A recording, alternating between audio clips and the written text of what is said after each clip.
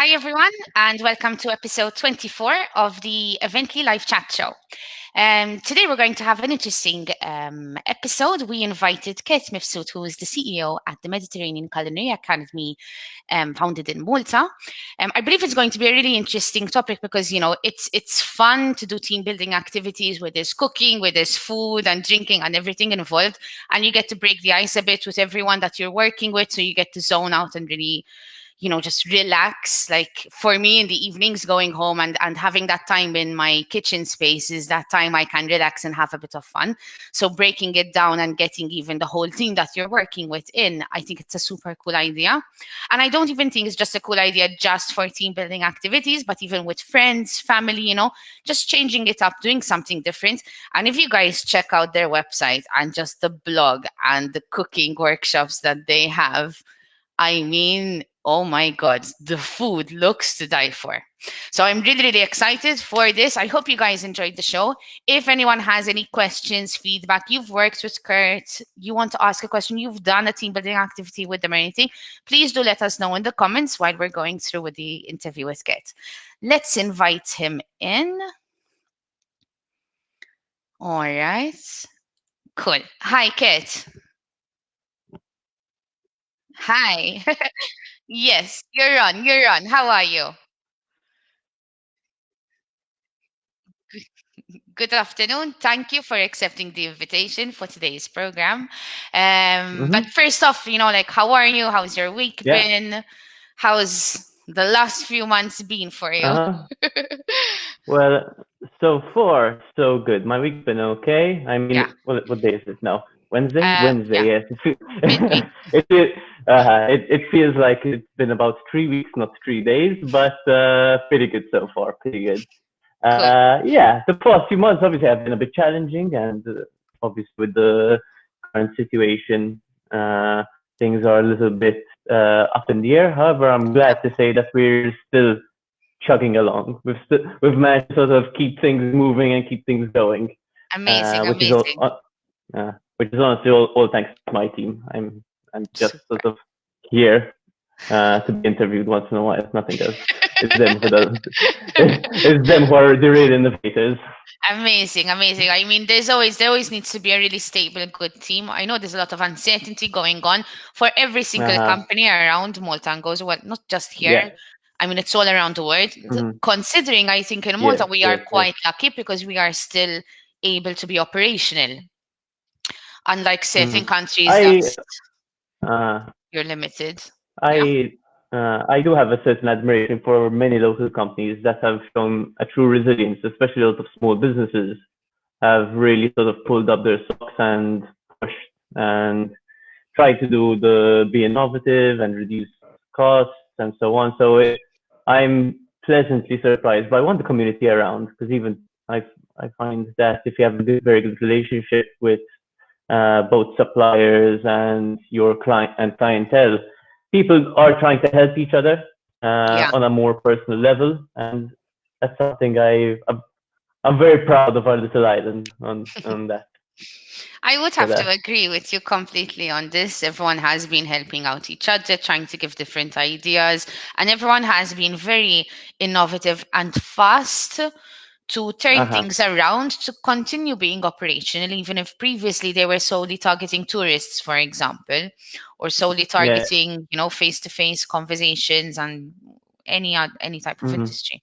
Like we can see a lot of different Uh, restaurants have transitioned from the dining out into offering takeouts and a suitable menu, even just specifically for takeout.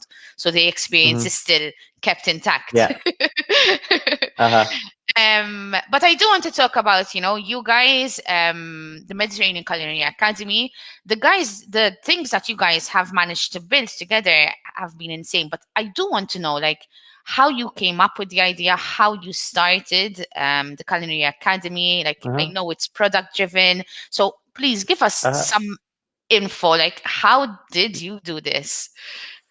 the ba- essentially, I Mhm. sometimes wonder myself exactly how we got to this point. Okay. From what I generally remember is a friend of mine sort of had told me that there was this.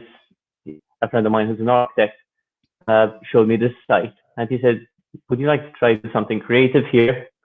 And after a few days sort of brainstorming, I was still a student back then, down for summer holidays or Easter holidays, one of them. Okay.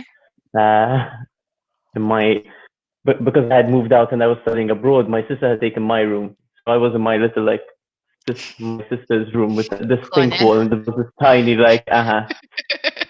2 meter by three Like, three what happened here? meter room. And I had a whiteboard, and I remember sketching out different ideas. And this one sort of stuck. And then the person we're talking to didn't sort of want to go for it. So somehow we had built the material, so said might as well keep presenting it to other people and try Okay. to work with different companies. And honestly, it was a spillover effect. And then we got to talking to different farmers, got to talk to different chefs, and sort of this little thing grew just enough to sort of, we got to a point where we had all these ideas and we had some marketing material, and we're like, shall we just try and do something? Yeah. So we did a pop-up restaurant event to sort of say, hey, we're here, and honestly Okay. as well to build a relationship both with our future suppliers as well as with our chefs, who we wanted. There has to be chemistry, you have to enjoy what you're doing. So wanted to develop that sort of relationship with them. And then we somehow managed to find, through this pop-up, I managed to, we had invited a friend of ours, David Felice from AP Architecture Project, and he said, guys, I really enjoyed this pop-up. Would you like to build a kitchen in our office? Yeah. So we took over part of their office. This happened in about a month, and then from there, after operating for about 6 months, we got speaking to Chris Demitely from the pod, and he from Carpentry, and he sort of said, hey guys, we also have this space. So we started using that space as well. And so in about a year and a half, we sort of had built enough momentum to be able to operate from 2 different kitchens, Okay. and work with sort of friends and suppliers and get to go and meet people out on field. And yeah, Okay. that's All how it right. sort of Okay. started. Okay. All right. Cool. So, like, But it there's was a snowball effect. so It's not like it was some master plan. yeah. So you always had a passion in the food industry. It's and Yes. yes. All right. Okay. Cool. I've been Because working in this industry my whole yeah. adult life, All so right. it's Okay. all I know. I mean, I'd be because unemployed if it wasn't for food. Taiba. Amazing. Because actually, you quite uh, surprised me because, I mean, you seem quite young, Kate. I mean, I don't want to do like any spoilers of how old you are or anything, but I mean, you've accomplished a lot for uh-huh, the age you appear to have, if I had to put it like uh-huh. that way. I'm 29, All right. so I don't know if it's a lot or a little. That's not really how I measure things. Yeah. Uh, it's You do more, I well. value Yes. the sort of, I value more sort of the relationships we build, honestly, Yeah. and that is what sort of keeps me motivated to keep going, uh, rather than sort of what we've done, what we haven't Yeah. done. It's more sort of It's still what we've managed to achieve.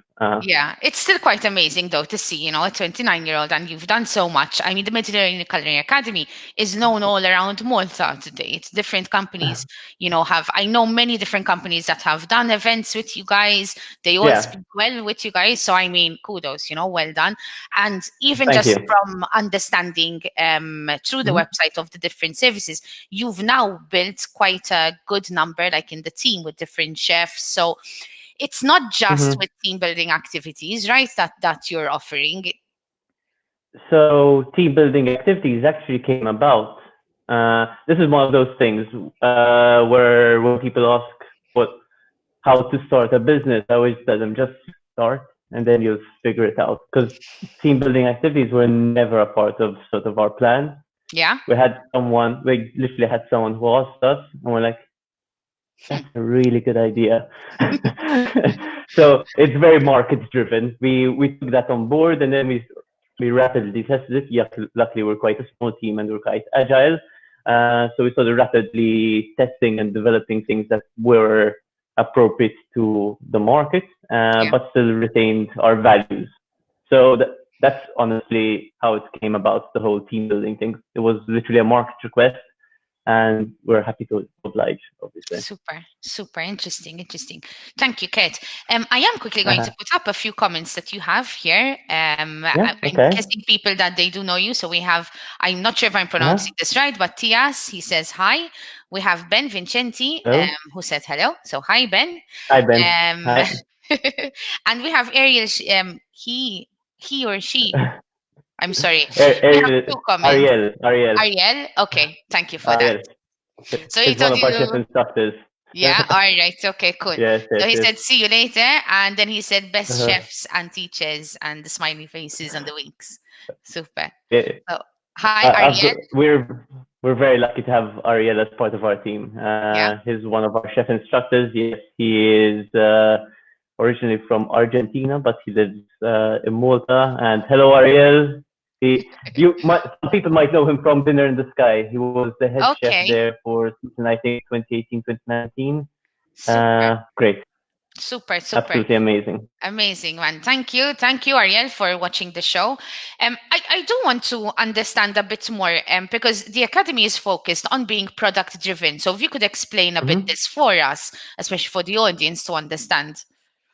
Yeah, sure.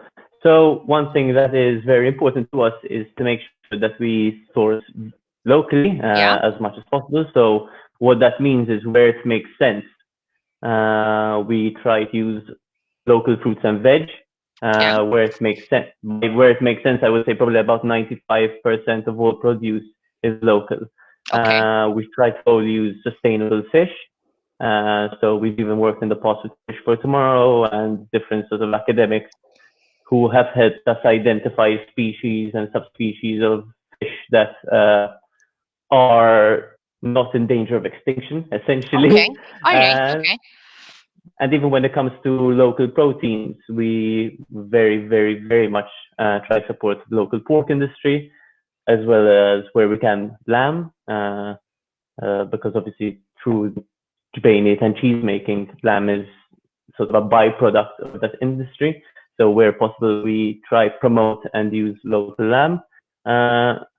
Maybe one day if I find a high enough quality source beef, but so far the search goes on. Okay. All right. Also, I'm very much aware of the effect on the climate of beef production. So unless again it would be some sort of byproduct, so coming from the dairy industry or something of that sort, I'm a bit hesitant because it has to be both high quality and as much as possible environmentally sustainable. Okay. So we haven't found that perfect match yet. And the first thing with these products is, again, we try to build a personal relationship with our farmers, so I know them by name, and and we've gone to their fields and so on. One thing that is very important, and I like to stress upon, is if you have good ingredients, it's 50% of the battle, Yeah. No, true. So we've put ourselves in a position as well where if some food doesn't come good, it's the client's fault, not our fault, because they're cooking. I'm joking. Everything is top notch and delicious, but you have to be able to help people and show them that, hey, if you've got good quality ingredients, then it's really be an easier job done. Yeah, exactly. And do you recommend people do anything in particular to try and do their research and find the right local products? Do you even help people with the research? Where possible, we give people our contacts and we let them know where we buy exactly from whom and where we've bought certain products from. And this is something we try to be an open book as possible. We've even had boutique hotels who have been looking for local producers. I mean, realistically, there shouldn't be one piece of fruit or veg or fish caught in our seas that is wasted. Food should all be eaten. So the goal for us really and truly is to make sure that everything is eaten, everything is enjoyed, and we can help promote the circular economy essentially, and help promote keeping keeping one money within the country. And also, every time you spend money with a local producer, it's more likely that money is remaining in the country other than Yes. exporting it to some supplier abroad. Yeah, and even So perhaps even like finding local suppliers that are even closer in the area. Because if my vegetable supplier is just down the road from me, I can buy in mhm, small quantities and have no waste that I end up throwing away from the fridge. Whereas if I'm driving a long distance to find the right veg supplier for me, then I have a tendency to fill up my drawer. Then I ended up 4 days where uh-huh, I'm working nonstop, and I ended up getting Bolt or yeah, Wolt or something like that, or I booked uh-huh, on Bookia, and I end uh-huh. up with that veg all in the fridge going wasted. Yes, yes. Look, to me, little shops are essential. Unless you're buying something that is non-perishable, like Yeah, soaps and whatever, I would always recommend it to people just buy enough for 2 3 days. We're very very lucky to live in a country where you've got little food shops around the corner, and there are little grocers that still sell fruit and veg. yeah, Uh, Unlike some places, even in New York City, for example, where you wouldn't imagine this, but there are whole areas which are known as food deserts, which are areas where it is almost impossible to buy fresh fruit and vegetables. oh wow, Or yeah, so we're very lucky, and also spend money within your community. That it's both an environmental and a social sort of call to action. yeah, and not just because we're in 2020 and we need to try and help locals, but No, just in no. general, and Yes, well, yes, yeah, I mean, this year yes, might be yes. even a bit more important to try and help Mm. your local farmer down the road or whatever, because we do want him to stay there and Yes, continue yes. managing to operate. I mean, Look. In reality, if people want less buildings and less big blocks of flats damaging our rural environment, the biggest environmental impact you can do is keep supporting farmers. yeah, That is the most important thing you can do. Because if you give them an economic reason to stay in business, then obviously they're going to keep pushing and they're going to keep that tradition alive. yeah, super. Thank you for that. Um, You're I, welcome. I do want to go a little bit now, specifically Mm-hmm. with the classes. Like, Yeah. how do you go about now, like promoting the local products in the classes, and even like with seasonality? Like, do you change things? I mean, is this like, are the classes something that you just plan a year in advance and then it's standard, or you're going by seasonality, you're going by different products based on research? What we try and do, so we will have a concept of a class written down, and since we have different chef instructors who have to be able to teach the different classes, we'll actually have a class sort of outline, and we'll have the recipe for said class. Okay. However, what we'll try and do and then is as the seasons change, we'll swap different elements from the class to keep things as sustainable as possible.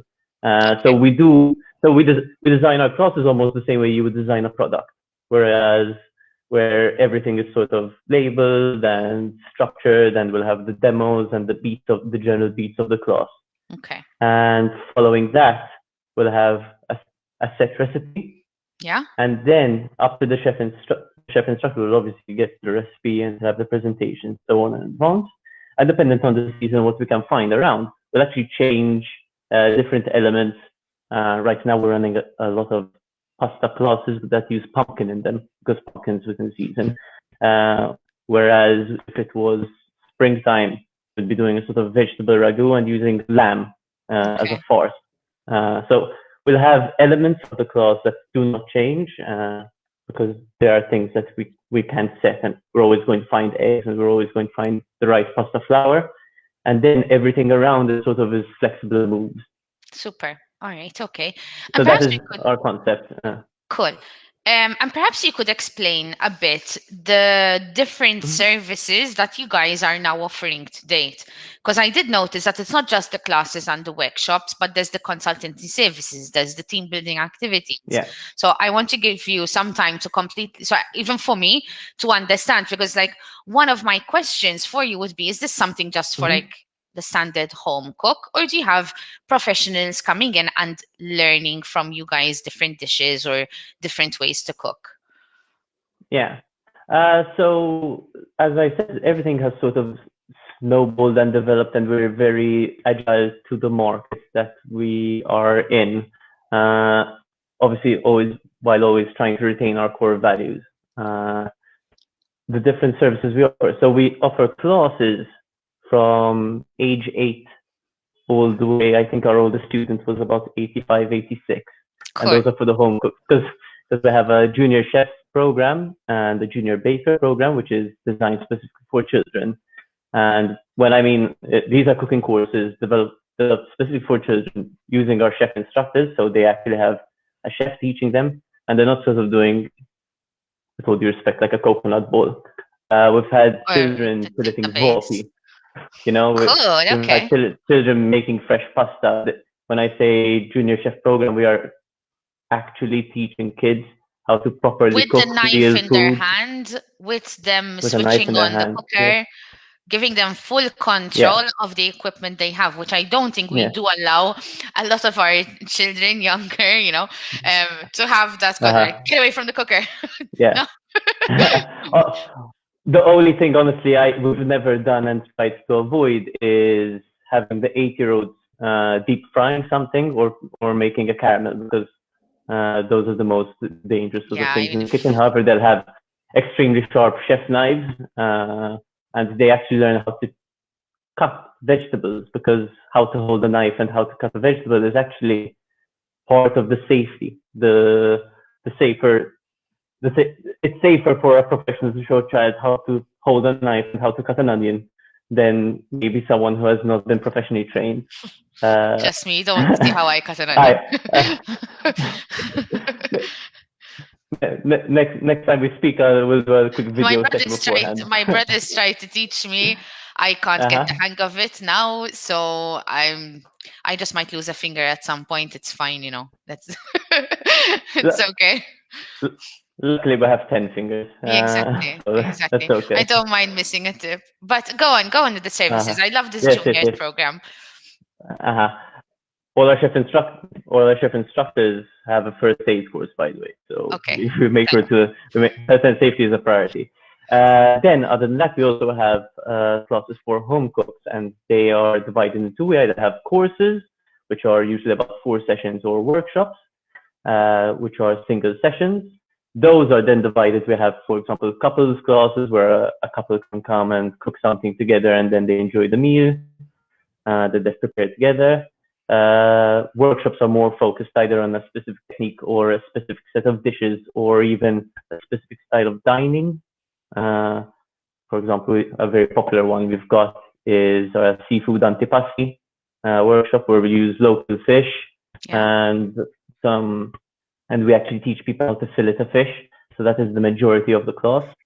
And then they make a carpaccio and learn how to use the rest of it for fish cakes. Then, other than that, we've also, other than these workshops and courses usually are more directed around cuisines. So, for Okay. example, one of them that we've got developed is regional cuisines of Italy, where we talk about the Italian table. We've got one about the cuisines of the Maghreb and the Arab Levant. So you actually sort of travel with your taste buds around that region and learn their different styles of cooking and techniques. Uh, Now, what we've recently introduced as well is a professional program. Okay. Still very short. We are collaborating with some Italian chefs who are coming down to Malta to teach. Honestly, we're planning on doing this in October Okay. because you know because the plan was in August. We had seen things slow down, but now since things have sped up again due to coronavirus, we've postponed them for a little bit further on into next year. Okay. But the idea is to have a quite an intensive 4-day session, 4-day course, where one of them is about bread and pizza. Okay. So you actually get to make the bread and different, learn how to do the dough make the different. Italian way, like the proper way. Exactly. Okay, cool. Exactly. And even proper pizza fermentation and pizza dough fermentation, and using the right equipment. So using not only the right ingredients, but the right tools for the course. And another one is that we've developed is on sweets.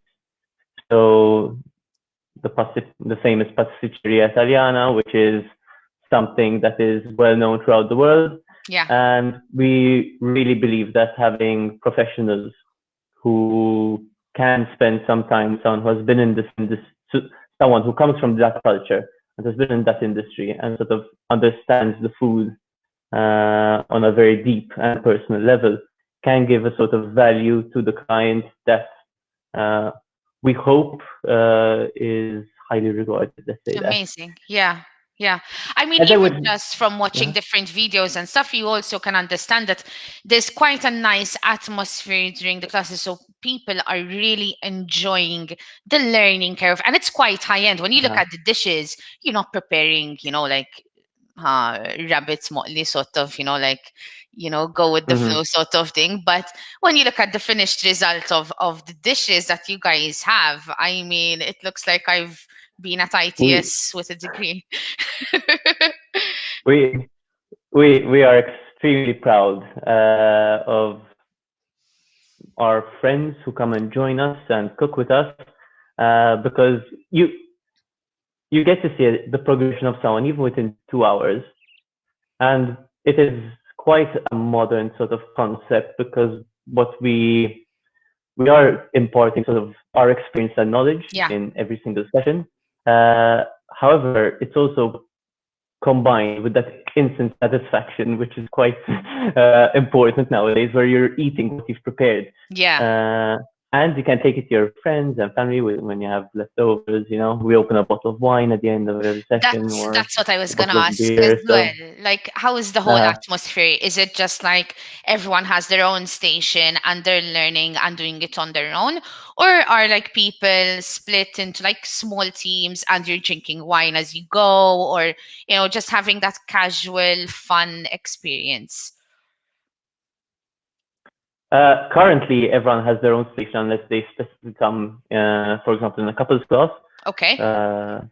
For obvious reasons, we give everyone the recommended square meterage, keep them apart as much as possible, and everyone will have their own station where they will do the mise en place, which is the cutting and preparing of the ingredients, and they have another station to go and to cook. And then in the couples class, they actually cook together because they're coming from the same household typically, and they are working together, and one of them will make a savory component and the other one will make a sweet component. Cool. But yes, we try. Everyone has their own station. Everyone has their own knives. Some of the stuff we do is demonstration, and then the client goes and cooks it. Where it doesn't make sense, we just demonstrate it. For example, if we're making a stock, it doesn't make sense to have 12 different stocks. So we'll just do one big pot, show exactly the process behind that, and dishes. Then everyone uses from that. To everyone. Cool. Yes. Okay. And the wine usually comes out just before they eat, when we've taken the knives away. we try and is this just in couples or like team building, or are you trying to keep it a standard? Because maybe a knife, and after like a grumpy afternoon, like and then you're going to this team building activity or something. Okay.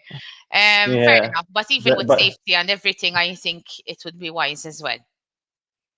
Yes. Cool. It's especially from a safety point of view. However, it has crossed my mind a couple of times, this whole maybe not team buildings, let them calm down and cook a little bit before they start cooking next to their boss. Cool. I do have some more questions for you, like even with time frames, like generally how long do these workshops or like classes take? It very much depends, but typically it's around 3 hours, maybe 4 hours at the longest. We have had some sessions that run over that, but we try not to go over 4 hours. One, because it gets sort of intense, and you don't want to spend 4 hours cooking, and then Yeah. it's a long wait. We try make sure everyone's eating something by the three I and a half hour mark. I don't even cook 4 hours for Christmas, so Uh, oh, yeah, no, fair enough, fair enough. And yeah. and even another question that crosses my mind is like, do you see any like common struggles that people have when they're coming to the classes? Like certain things, like there's a pattern that they're always sort of unsure of, not know how to do, or even not knowing how to choose particular courses. The well, the choice, of course. I don't know if it's an issue. We do get some questions once in a while online, but by the time I meet them, usually they've chosen, so it's not really a big issue. We do get people asking us about the different levels. Okay. Uh, we typically would, unless we're doing a professional course, we typically reassure people that look, there's a lot of individual attention given. Okay. Classes are very small, so there's a lot of hand holding throughout. And yes, you do get people of different levels coming in and cooking, but because it's such a small group, one, sometimes you have complete strangers sort of guiding each other from across a room, which is quite Okay. sweet. And also the chef instructor is there to that is the main role. Having someone who has spent their entire life typically working inside kitchens to give you to share their experience, not to share their experience with you. The common questions uh, uh, we get a lot of common sort of how do I hold a knife, or how do I find X product or Y product. I've We get a lot of questions about how far they should cook things, where sometimes we tell people like it's okay if you have a bit of fond at the bottom of your pan and we'll deglaze it and that's all flavor. The main, I think, issue that people face when cooking is they don't sort of trust their instinct, and Okay. and also people want to come. You always want to end up eating something delicious, which is fair enough. But part of cooking is sort of trial and error. So Yeah. part of the session is always telling people, look, sometimes something's going to go wrong, and it's okay. Either fix it or just you can start over. We even once in a while we even purposefully, and I will insist it's always purposeful, mess up mess up a component or two of a dish. Uh, for example, we'll show them the difference between a brown butter and a burnt butter. Okay. Uh, just just so that people sort of understand the limit of how far things can go, and sort of trusting their instinct All right. more. So Okay. failure will happen. We'll show you how to fix it. Don't worry. At the end of the day, we're talking about food, Yeah. so it's not like we're One doing way or brain another, surgery, yeah, exactly. No, no, I've sort of, Yeah. it must Ah, be my brother a bit, but I have learned a bit sort of like, just see what you have, and go with the flow, and exactly, then exactly. slowly. And I'm quite proud of Ah. everything that I've done so far. It's nothing compared to what Yes. you guys are doing, but I make a few okay dishes. Like All right. Here's a question for you. What what? is your dish? What is your fighting dish? Got someone coming over. You need to impress them. What's your dish? I like to make a nice pasta with chicken bacon and a nice creamy sauce. It's a bit heavy, but when you do it in a small portion, it's really nice. And everyone that comes to Okay. my house and I'm making it, even people that Uh-huh. tell me I don't like chicken, I don't like bacon, and stuff like that, they eat it and they love it. And even my son loves it. So if my Nice. son loves it, I'm Okay. okay. So I It's a think, win-win. yeah, exactly. I mean, if you have a 7-year-old telling you, yes, mom, it's really good, there for me, then I'm Uh, accomplished. okay. So it would be that, or like maybe like a vitella, and I stay doing it with breadcrumbs and stuff like that. But it Mm, depends on the time I have. fair enough. So, Fair enough. if it's like a 15-minute quick meal because we're hungry, or if I have 45 minutes to stay, you know, having a glass of wine cooking and and cooking slowly. I am a big fan of the glass of wine with me while I'm cooking. It makes me smile, especially after, yeah. 8 hours of Uh-huh. listening to like calls and you're just like non-stop. So I need Mm-hmm. that. Yeah. Like, Yeah, fair enough, fair are enough. there ways that you find like to zone out? Because I mean, you're cooking or you're with people all day doing like different classes or building research. So, do Mm-hmm. you zone out by going home and cooking, or do you try and move away then from the cooking? I actually, so I'm very lucky because I get to work in a field that I have a deep passion for. So when we're cooking or I'm researching something about food or it's it's work, yes, but it's not something I dread. I'm very lucky to be in a position where I look forward to those parts. The administrative work is the part I try to Yeah. get away from. Uh, so, so I have a dog. I have a little dog. I like to go out for walks with her. Little dog. She's a medium-sized dog, but I like to go out for walks with her. So that's a nice way of zoning out.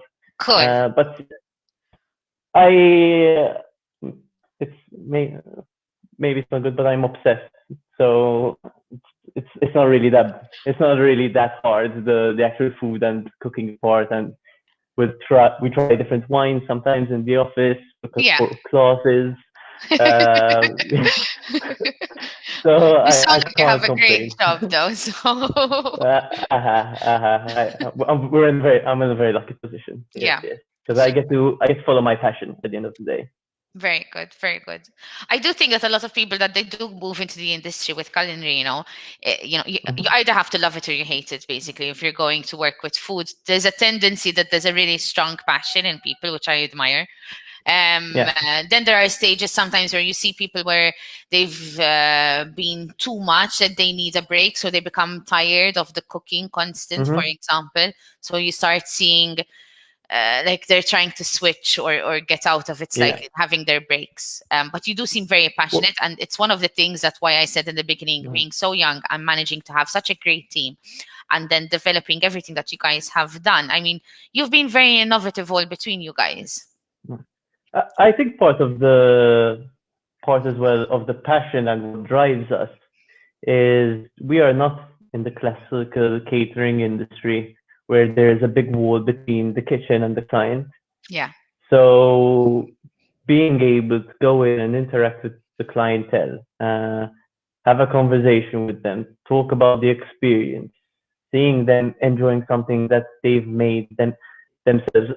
Last Saturday, I was taking part in one of our classes, which is sausage making, okay, and we teach people how to make a sausage from scratch without using any fancy equipment, cool, basically okay. a piping bag. And just seeing people surprised at making something that they never thought they could do themselves at home. It's it's addictive, it's also something that feeds the passion. So it's not just the food side; it's Yeah, also being able to have such a close relationship with our clientele where I can have hands-on feedback of them, what they enjoyed, what they didn't enjoy, trying getting to know them, getting to know what they'd like to learn about, yeah, and really okay, understanding what elements of the class. Uh, so, okay. so being able to give people an interesting experience is part of the motivation, and giving chefs as well the opportunity to talk to clients directly, not have that barrier in between, Yeah. and share their experience on a truly personal level is very fulfilling for them. I think. I think I would Uh, have to agree with you because you don't have that barrier where you have the service system in the front and then the kitchen service in the uh-huh. back, and they're trying to work together. But of course, there's clashes because there's, at the end of the day, two people in the middle of the end Yeah. result and the biggest, like, the person that's making it Mm-hmm. and the person that's eating it. Yes. We have hit over 40 minutes here, Kit. So I am going to slowly go Okay. into the next questions because I mean, I've had a lovely time speaking with you and Yes. we've gone through a lot of different things. Mm-hmm. Something that even comes across my mind actually before I go into the next question, and I asked it to you earlier. I'm not sure if you answered it for me, but are your services offered just for the typical like home cook, or do you have professionals coming in for specific classes or workshops? we do have specific work classes designed for professionals. Okay. All right. Uh, Okay. for All right. example, the pizza and bread one is a Pizza Bread Pro, and even the Dolce one, we recommend that you have some experience in the kitchen or at the very least an extremely proficient cook. Okay. Because in those expectation isn't that will show you how to hold the knife and stick I to the whole wanted to come process. in and like do that one of all the ones. That's the quest I wanted to come and do. We're working on a well, I can say it actually. We're working on a brioche course that is designed for home cooks Yeah. that will be Okay. coming out. Interesting. So we do have different elements designed for home cooks, but obviously when these things get a little bit science heavy and technique heavy, and we try Yeah. and make sure you have to keep to times. Yeah. Like you mentioned before with the levels, like when people are asking for the level of like competence that they need to have for each Mm, different class. One of yes, the yes. questions as well I added for you on the agenda was like, I know there's Hmm. a lot of restrictions and measures that have been put in place with COVID. So I did Hmm. want you to be able to have the opportunity to explain exactly how you're making sure to keep compliant so people can feel safe even when they're coming to take a workshop or a class. Uh-huh. So our main aim isn't to be COVID compliant. I think that should be the minimum that someone does. Our main aim is for people to feel comfortable within our space. Just like your home kitchen is most likely one of the centerpieces of your house, Yeah. our kitchens are where we host people, where we host guests. So what we're trying to do, and so far we've been very lucky that we've managed to manage the situation quite well, is we get people to keep their distance, masks remain on, surfaces and so on are disinfected, everything is washed quite thoroughly. So we actually have reduced the number of people within a class even a little bit beyond the COVID-19 measures that have been Okay. published, and and this is purely because one, from a personal point of view, it is my responsibility to make sure the staff is as safe as possible. So that is where my thinking is. I need to make sure that people are comfortable, be it a Yeah. client or my staff. People have to be comfortable in doing the session. Yeah. So those are the ways we've tried to keep not compliant, but made people feel safe. Super. So we're actually trying to go over and above any measures given. We've Yeah. also started testing the waters a bit with some virtual Okay, cool. So it's my programs. next question for you. Yeah, this is interesting. And uh, I do know a lot of uh-huh. people have been trying to find different virtual events. So Yes. explain it for us.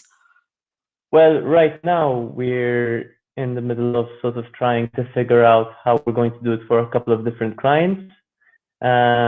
It is very, very much still focused on giving superior quality products to the end client and trying to sort of guide them through a a, be it a wine tasting or be it making a dish, Okay. uh, and and obviously keeping things as personal as possible. One thing I found that is a little bit more difficult to do, especially in the virtual when you're not face to face with someone, is keeping things quite personal still Yeah. and keeping things quite comfortable between people. So we reducing that barrier between screen and the personal interaction you might achieve. So that is something we've been working on. Hopefully, we'll be able to roll it out soon. If honestly we are successful with these couple of events, because unless we can offer something that is top-notch quality, Yeah. we Understandable. want to do it. Uh-huh. Understandable. So you're still in testing grounds, but you're specifically Yes. looking at having like wine tasting or something similar to that, Uh-huh. where people can Yes, yes. interact, have a delivery, I'm Even imagining cooking, beforehand, even cooking. Yeah, uh-huh. cool. Even cooking like certain Christmas dishes. Again, we're very much trying to sort of test the water, just making sure that we we can pull it off properly. That's very interesting. And I mean, Uh, I have been speaking even with like different companies, different people. Like people are so used to having their team building activities. Like where there's a mhm, tendency that we have a summer event, there's a tendency that we have a Christmas event, and somewhere down the line we have like a team building activity. Now during 2020, we've lost that. A lot of companies have not done their summer events to try and make sure that, one, to keep afloat, you're getting back on your feet after the first few months that we had in the beginning of the year. But then mhm, also preparing just in case, because we had no idea. I mean, there's a lot of uncertainty at the moment with what's going to happen next week and next month. Um, uh-huh, so you're seeing the side where the company is trying to be careful, but at the same time, the employees are craving social interaction. They are craving having that team building activity. And uh-huh, some even might get frustrated because they want to have that moment where, let's say I'm a programmer and I've been working for 4 months, and I feel like killing everyone, and I'm, working extra and trying to make sure like I'm meeting all my deadlines, and I have a family running around. I can only yeah, imagine all the different stories. If it's not a family, I've had people telling me they have two huge dogs, for example, and they're trying. So it's a uh-huh, lot, and there's the craving for having that team building. So I really do hope you guys are successful with the virtual team building, thank you. because you'd be able to hit a really big need. Even coming up to the end of Mhm, the year, people could have that socialization to end 2020 on a good note with a glass of wine or some mince pies. mhm, uh-huh. uh, Uh, yeah, Humans essentially are pack animals. People are pack animals. So I do like the idea that people work from home. I think it's very good, both environmentally, traffic wise, and so on. So I think even going into the future, post this pandemic, we will see a shift in mentality of people spending a little bit more time working outside the office. yeah, However, having said that, I firmly believe that people are pack animals. Humans are pack animals. It feels good to be part of a group. yeah. Uh, so I think it Especially strikes since me all that our balance. lives we've been interacting, hugging, kissing people, shaking people's Yes. hands, and then Uh-huh. all of a sudden we've put and been told, listen, you have to stay behind your screen to say hi to me, or I can't shake Mm-hmm. your hand now, or I'm not sure if I should hug you. Like, sort of, it's a very weird transition when it's done so fast. Having said that, there are Uh-huh. positives that have come out of this. Sort of like, wash your Yes. hands. Like, dude, yes, wash your hands. It's a standard. That that was one because kitchens we're always sort of washing our hands and so Exactly. on. So that really blew my mind that was a big thing. No, The wash your hands campaign caught me of that and the toilet paper one. using hot The toilet water, for paper going missing. example, like hot water, yes, has a tendency to clean more than cold water. Yeah. Yeah. So there are good things that have come out of it, because you feel more comfortable now going around, knowing that there's Mm-hmm. been a campaign for a whole year, sort of like, dude, wash your hands. Yes. Yes. Uh-huh. um, I didn't know people need to be told so much, but yes. exactly. Exactly. Take your shoes off when walking in. Uh-huh. They're basics, and I do hope that we come out better at this. And even actually this morning, I was watching Startup Cafe. They're doing a workshop, I believe today, tomorrow, and Friday, Mm-hmm. and we actually had one of the co-founders that Okay. went up and spoke, Jonathan at Sopardi. And it was actually one of the things that they were discussing, during COVID and everything. Sort of, they were saying people are transitioning into a hybrid model, because you have people that love working Mm-hmm. from home, but then you have people that crave the social interaction. So the hybrid model allows us to sort of make everyone happy. Like, for example, for me Mm-hmm. to work 5 days from home, I need that time to zone out and be able to have my quiet space with the laptop, or maybe my work colleagues, and you're getting dressed and changing it a little. But there are Uh-huh. other people that absolutely crave it, and perhaps they Yes. might even change their work hours, working while their kids are Mm-hmm. at school, then stopping, then starting again from 6, and the productivity goes up. Mm-hmm. So I'm 100% with this. The hybrid model is something that will, in my opinion, remain. It the habits that people have. It usually takes about 3 months to form a habit and create a habit. Uh, we've been doing this now for Yeah, almost a year, exactly. 9 months. So the habits that we've learned so far, even with regards to online shopping and so on, these aren't things that will and then Yeah. fade away suddenly as soon as the pandemic is over. Having Uh, said that, so Malta has evolved a lot with the online shopping in the yes, last months. yes, yes, yes, yes. I don't recall 100%. supermarket websites so well set up pre-COVID, so easy sort of to Uh-huh. use. It Uh, was a nice sort of push forward, I think, yeah, for yes, a lot of services. yeah. I'm going to move in for you with the last question that we have today, Hmm. where basically I just wanted to get a bit of advice specifically from you for companies that are planning their team building activities even during the pandemic, especially since you've been working with different people. So you might have a bit of advice, to put forward to everyone. Uh-huh. My main advice is have a conversation with both your employees and whoever the organizer is. Because the most important thing at the end of the day is for everyone involved to feel safe. Yeah. If there's that feeling of safety and that comes out of a mutual respect between both client and business or friends or colleagues, then I think move forward and try to organize something that you think everyone will have fun doing. But do have that conversation because the first thing that is the most important thing is people are safe. If they feel Yes. safe, they can feel comfortable. Uh, Once people feel comfortable doing a certain activity, and then you're going to really help develop and create that bond between the team. Because that is essentially why companies also do team building events, Yeah. to get people to sort of work together and interact in either a space that they're not uh, usually interacting in, or getting them to work together in ways that That they you, would yeah, not usually you want to work together push in. different skills with different employees so that I mean, there's a lot of Uh-huh. skills that when you're pushing one thing, then you're automatically starting to build different skills, and then the teamwork Yes, effectively we improves. we we get a lot of people telling us how the way that people communicate suddenly starts to change a little bit Yeah. once they've come to one of our cooking classes, for example, because having people either working in teams or working individually on different elements, uh, or getting sort of to help each other, even if from a bit of a distance, to cook something. Yeah. Automatically, when you're talking about something that isn't directly work related and you've had to change your vocabulary, they're interacting on a different level than they would Yes. at work. Yes. So And communication is key. super. I would completely agree with that.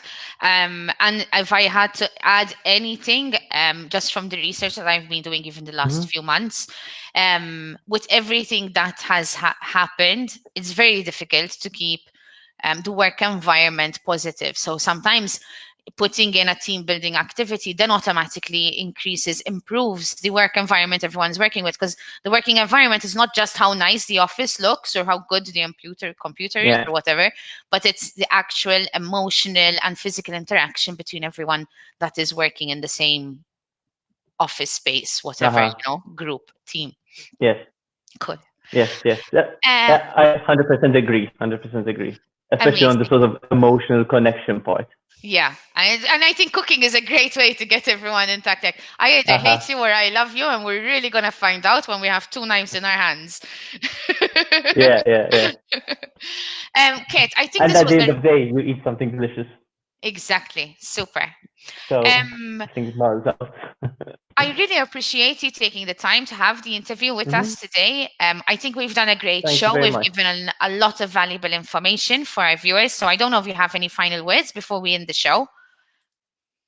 Uh, Thank you for joining. I hope to cook with all of you watching at some point. To honestly a true pleasure. And keep cooking. Keep cooking. Super. Whether it's at home or with us, keep cooking. If anyone would like and doesn't have any clue what they want to eat or how to eat seasonally, on our website we also have a massive sort of recipe section. So if anyone's looking It's for ideas, insane. Yeah. go for it. It's a free section on our website, so go for it. There's some really Please. good recipes because I was having a look yesterday, guys. So you're Yeah, gonna feel like you're a pro man after cooking those dishes. I need to try a few myself. 100%. Thank you, Kurt, very, very much. So I do hope to see you soon. I am going to end the show now, so I'm going to wave you goodbye. And thank you so much. See you Bye. soon. Ciao, ciao. Yeah, thank you. There you have it, guys. Episode 24 with Kurt Mifsud, the CEO at Mediterranean Culinary Academy. I think this was a super, super interesting episode for everyone. There was a lot of information. And I do urge anyone that is looking to try and build something, or maybe you just want to change, do something different, do check their website, or do find them on Evently if you want. There is the link in the post description to their profile. So you can have different options and change it up. Especially in a time like this, it's good to find different things to do and build on, so we don't end the year sort of with everything that has happened, but we're always looking positively at different things that we can start inventing, creating, be it if we're doing them with our friends, our family, or our work colleagues. I am going to end the show for you guys with a video from the Mediterranean Culinary Academy. So you guys can even see just a bit of the vibe that they have in these classes, which is super. Thank you again for everyone watching the shows, and I look forward to seeing you guys next time. Bye-bye.